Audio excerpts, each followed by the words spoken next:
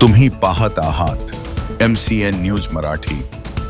लोकमान्य बाळ गंगाधर टिळक यांच्या 106व्या पुण्यतिथीनिमित्त राष्ट्रीय सुरक्षा सल्लागार अजित डोवाल यांना प्रतिष्ठेचा लोकमान्य टिळक राष्ट्रीय पुरस्कार प्रदान करण्यात आला।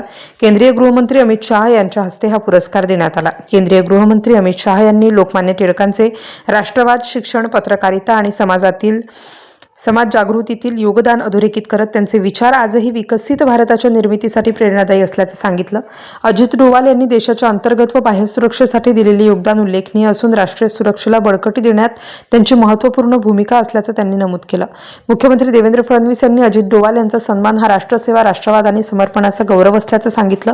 2014 पासून राष्ट्रीय सुरक्षा सल्लागार म्हणून त्यांनी भारताच्या सुरक्षा धोरणाला नवे परिमाण दिल्याचे त्यांनी नमूद केले।